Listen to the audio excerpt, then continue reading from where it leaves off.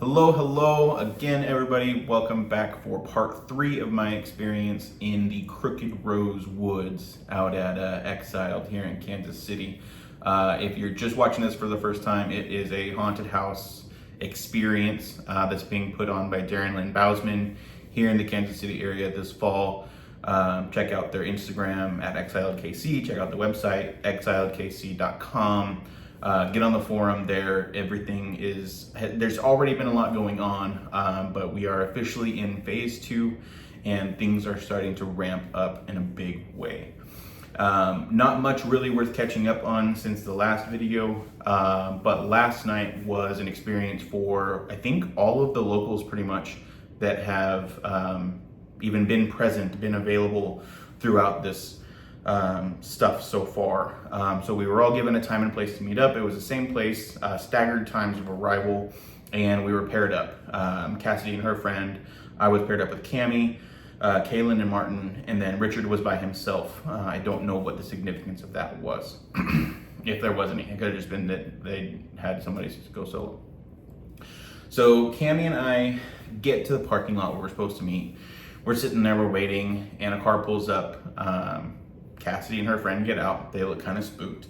Don't think much of it, but I did note that it is not a black Cadillac anymore.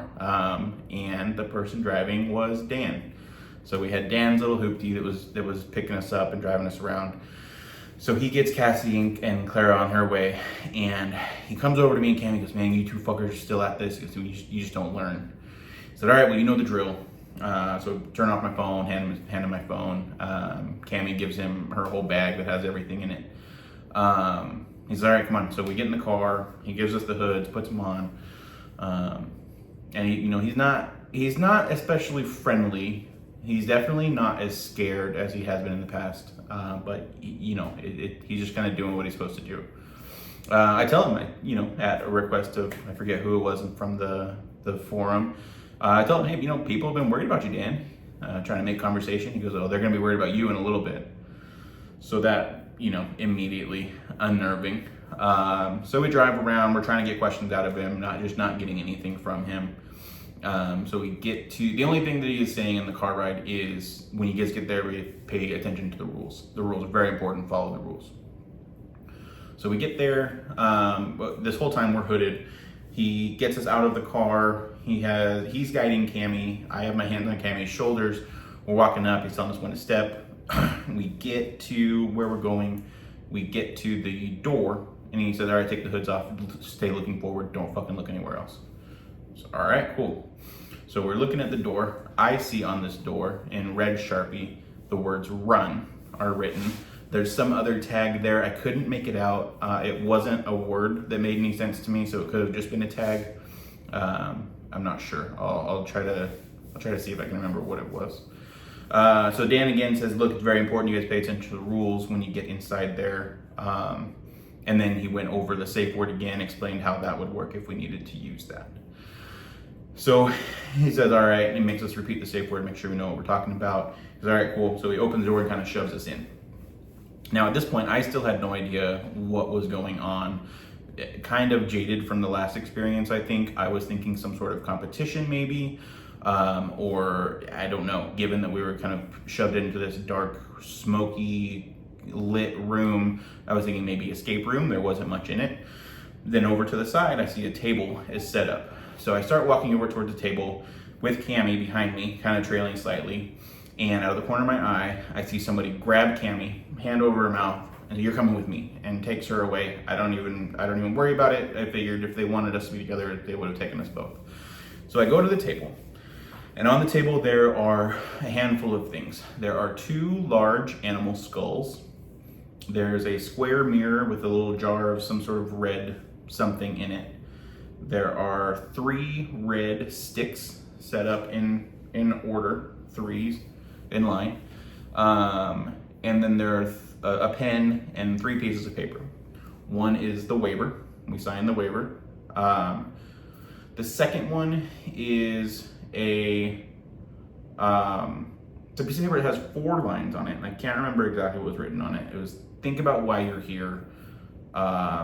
Make sure you understand what you're here for. And with waiting, what you're here for is waiting for you upstairs. On the third paper, it said, what's something that's important to you?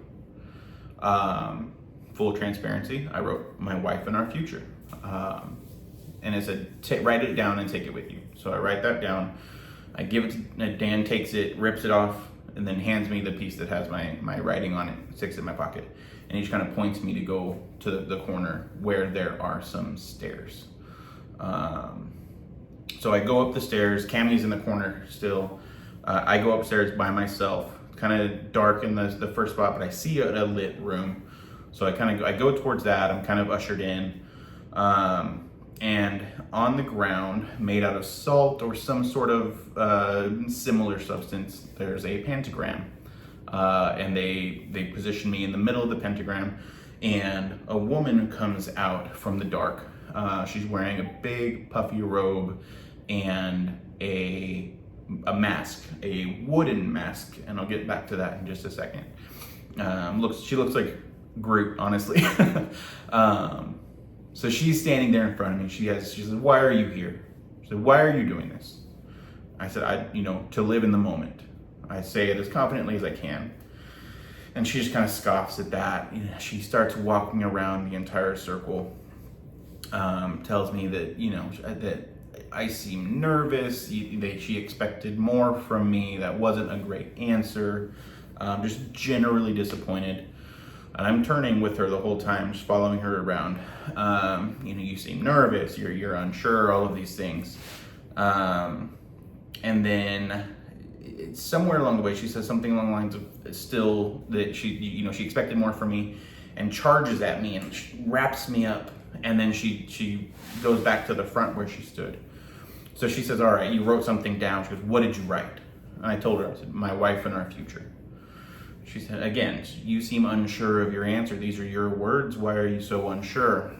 Whatever. But I'm not. So behind her, she walks around. There's 3 buckets on the ground. She says, "These 3 buckets, one, if you put your message in one, that will send a message to yourself. If you put it in the second one, that'll send it to somebody that you know. That'll send it to a friend." I forget how it was worded. "And the third one," she said, "if you put it in there, it'll send it out to the universe." She said, "Pick one." I'm thinking about it, and she yelled, "Pick one!" So I pointed to the middle one. She throws it in there, tries to, at least she missed. I didn't say anything. Throws it in the middle bucket, and she says that she just goes off on me. What a selfish choice that was. It was so wrong. She expected more from me. She comes at me, grabs into my shoulder with her nails, shoves me out of the middle of the pentagram, and I'm escorted out of the room. So that was my experience there. I couldn't see if it was Lamia. I couldn't even tell if it was the same woman in black from the first night. Her hair color could have been the same. There were colored lights and it was fairly dark, but it was very messed up underneath the hood. It wasn't as well kept as the woman in black that we met the first night. So I go out of the room, I head downstairs, and as I'm walking down, Cammie's still at the table, so I'm walking over towards her, and I get the same experience. Somebody comes and grabs my face and says, "Come over here to the corner, come with me."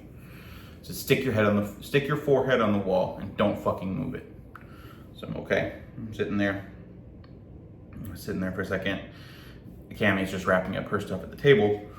So then the guy that covered my face up and shoved my head against the wall comes back and he says, "All right, walk with me, let's have a talk."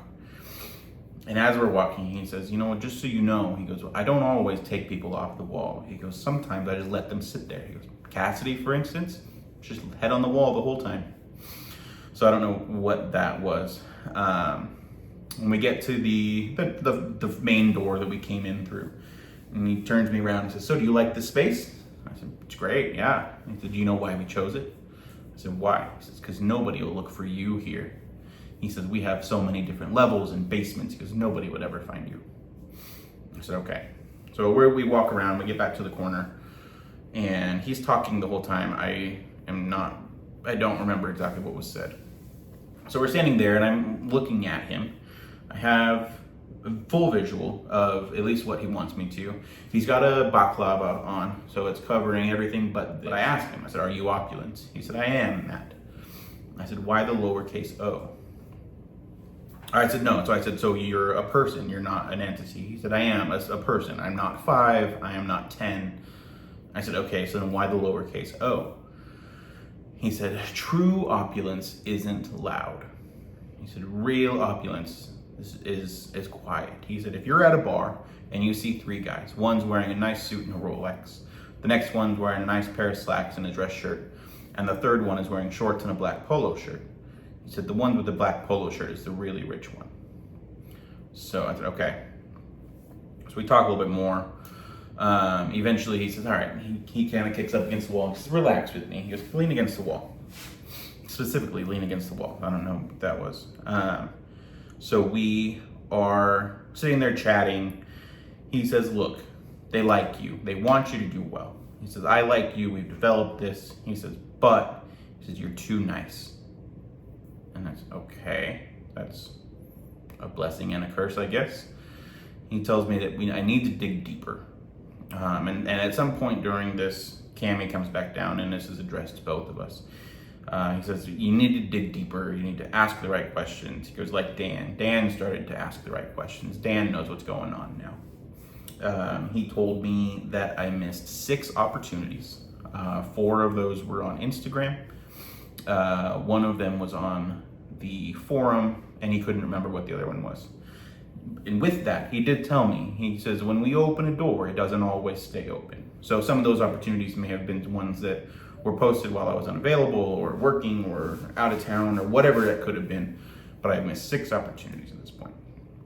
And I need to learn to ask the right questions. So that's when Cammy came down. We're very briefly chatting. And he kind of escorts us to the door. Hoods go back on. So that was pretty much it. Yeah, we get into the car again. I'm trying to ask him, Dan, hey, what kind of questions are you asking? What scared you straight? What got you on the right path? And he's just not giving us anything. So we get back to the parking lot. He lets us out of the car. We are on our way. He picks up Richard and goes. Cammy and I decided to stay there and debrief for a little bit, long enough that Richard came back. And before we left, there was another person in the parking lot that neither of us recognized.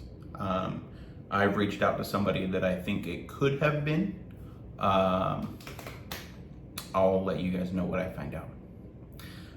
So yeah, again, if you guys are new to this or just stumbling upon this video, Exiled KC on Instagram, exiledkc.com is the website to find out more information. Join the forum. It's really getting going now. It's been a ton of fun. Come join us, come hang out. And if you want to follow my journey specifically, I'm on Instagram as well at MC Martins. Thanks, y'all. Talk soon.